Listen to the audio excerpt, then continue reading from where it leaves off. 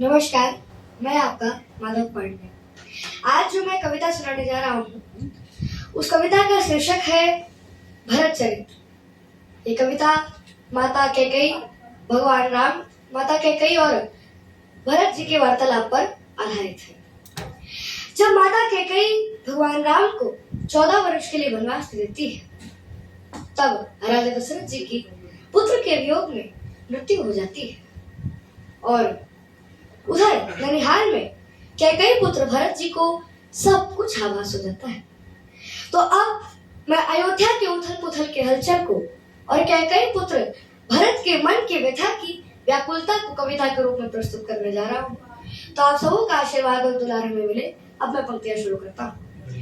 जरा कल्पना कीजिएगा, तभी सुनने में आनंद आएगा कि इधर राजा दशरथ जी का शव पड़ा हुआ है, बेहोशाई हो गए और वशिष्ठ जी कहते हैं कि बोले वशिष्ठ है व्यथित हृदय, बोले वशिष्ठ है व्यथित हृदय, राजा को होशाई पाकर तू कंधे तो बुलवालाओ कैकेयी के नैहर से जाकर। उन दिनों भरत कुछ विचलित थे, उन दिनों भरत कुछ विचलित थे, आंखों को स्वप्न रटता था, कारण तो ज्ञात नहीं था पर मन के भीतर कुछ करता था। गहरे संबंधों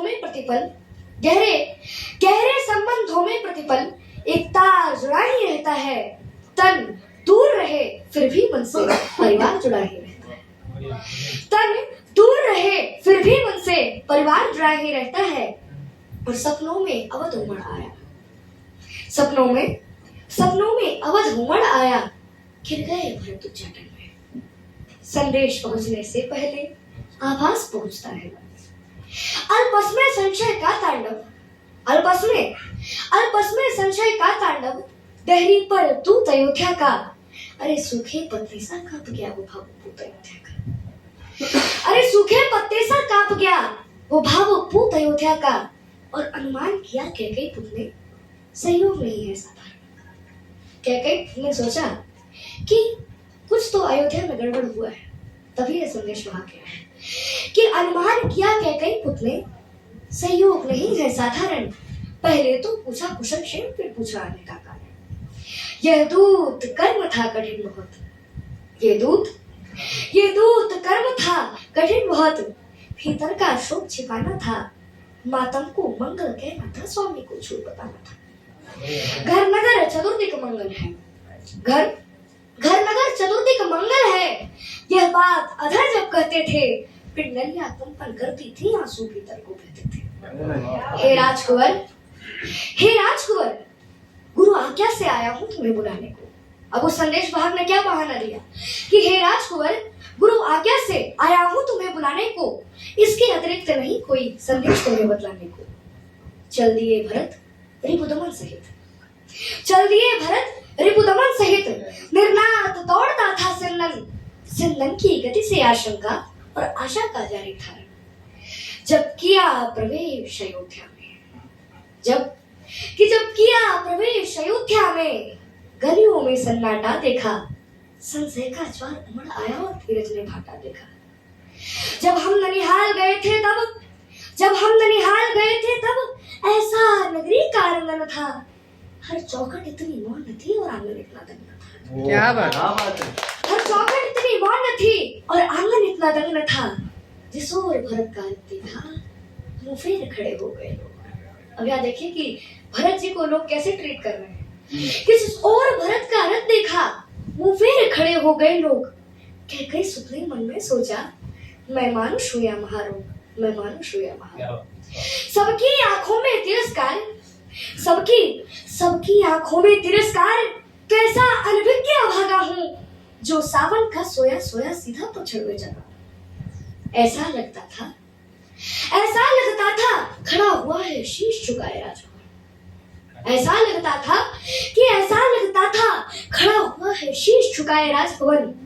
कैकेयी सुध से आंखें करता था दाएं बाएं राजभवन, लेकिन केवल एक सूरत ऐसी थी जिस पर कड़वा अवसाद था। वैधव्य समाया हुआ था तन पर, चेहरे पर तनिक विषाद था। बस मुंह का रंग उदास हुआ, सुना था गाज कलाई का, अरे कुमकुम सिंदूर विलुप्त हुए पर था वहां विधायिका। वो कौन थी? तो माता कैकई। कि पुलकित होकर बोली कैकई, अभिनंदन हो स्वीकार भरत, पहले पितु की अंत्येष्टि करो, फिर ग्रहण करो दरबार भरत, फिर ग्रहण करो दरबार भरत। मैं हुआ अनाथ अयोध्या का, मैं हुआ अनाथ अयोध्या का, सूरज यमपुर में डूब गया और ऐसे में माँ का उत्सव देखकर हृदय व्रत का हो गया। ज्ञानी शब्दों से घटना का, ज्ञानी शब्दों से घटना का बस इंगित पाया करता है और भीतर का सच तो वक्ता का आचरण सुनाया करता है। भीतर का सच तो वक्ता का आचरण सुनाया करता है और आश्चर्य अक्षुध होकर टूटा, पीड़ा क्रोधित हो चीख पड़ी, अरे माँ को हर्षित क्यों करती है कुल की ऐसी शोक खड़ी। बोले माँ ओझा लगता है, बोले माँ ओझा लगता है, यह तेरा हर्ष प्रफुल्लित मन, अरे तूने ही तो नहीं दे दिया इस महाशोक को आमंत्रण। उन्माद परे रखकर संभली, उन्माद परे रखकर संभली, वात्सल्य उड़ने लगी त्रिया, सुख की आंखों में घृणा देख बाहें सिकोड़ने लगी थी। अरे तुझको भी मैं दोषी लगती, अरे तुझको भी मैं, माता कह रही है कि अरे तुझको भी मैं दोषी लगती, ऐसे क्या पाप किए मैंने, राजा पद थे दो और उधार, अवसर पर मांग लिए मैंने, मेरा बेटा युवराज बने ये इच्छा तो अपराध नहीं, और राम नहीं बन जाते तो पूरी होती ये साथ नहीं। ये सुनते ही थम गए भरत, जम गई शिरा खुल गया। लगता था नमक छिड़क डाला केके ने जलते खाबों पर। हर रोम लपट बन रहता था, हर रोम लपट बन रहता था, पर्वत सा टूटा था सिर पर, भीतर जो लावा का था ये अचानक जीवन पर। पापिन तूने इन कुलघाती हाथों से क्यों पाला है मुझको, अरे जिस दिन जन्मा था उस दिन क्यों मार नहीं डाला मुझको, अरे दर्पण तोड़ा है उत्सव का, ममता छलनी पापिन तूने, चरणामृत में विष घोला है निश्चयवा से नागिन तूने, अरे चरणामृत में विष घोला है निश्चयवा से नागिन तूने, अरे देना होगा उत्तर इसका युग युग तक स्वयं विधाता को, अरे क्यों बंध्या नहीं बना डाला इसी हत्यारी माता को। पति को खाके और आनंदित है, पति को खाके और आनंदित है और अति भर का पश्चाताप नहीं। अरे रघुवंश मुकुटमणिहीन किया, इससे बढ़कर कुछ बात नहीं, और चाहता हूं उसका वध कर दूं जिसने अत्याचार किया, पर राम त्याग देंगे मुझको अगर मैंने तुझको मार दिया। क्या बात है। पर राम त्याग देंगे मुझको अगर मैंने तुझको मार दिया। और एक क्षण आंखें नम होती थी, एक क्षण आंखें नम होती थी, एक क्षण भ्रुकुटी चढ़ जाती थी, अभिव्यक्त भरत का मन करते भाषा थोड़ी पड़ जाती थी, और चल दिए भरत इतना कहकर विस्तार ना होगा। अपराधिन सुन तेरा ये मुख अब देख न पाऊंगा अब मैं, और संतति के सुख की चाहत में अब इस घृणा को मैं करुणा के रूप में बदल दूं तो आप सबको आशीर्वाद मिले कि संतति के सुख की चाहत में नवधरा एक कर जाती है, पर बेटा अपमानित कर दे माँ उस क्षण में ही मर जाती है। और बेटा अपमानित कर दे माँ उस क्षण में ही मर जाती है। और सांसों के चलने पर करती संदेह रह गई कैकई। भरत जी के जाने के बाद माता कैकई का क्या हाल हो गया कि सांसों के चलने पर करती संदेह रह गई कैकई। जब भरत देहरी नाम चले तब देह रह गई कैकई। भर गया कंठ तक ग्लानि बोध, चलती सांसें दुख देती थी, रोती रोती अपने केशों को मुट्ठी में भर लेती थी, और हो होकर ये आखिरी पंक्तियां है कि हो होकर व्यथित हथेली से मुझ स्वयं ढांपने लगती है। हो होकर व्यथित हथेली से मुझ स्वयं ढांपने लगती है। अरे उसका दुख वर्णन करने में लेखनी कांपने लगती है, उसका दुख वर्णन करने में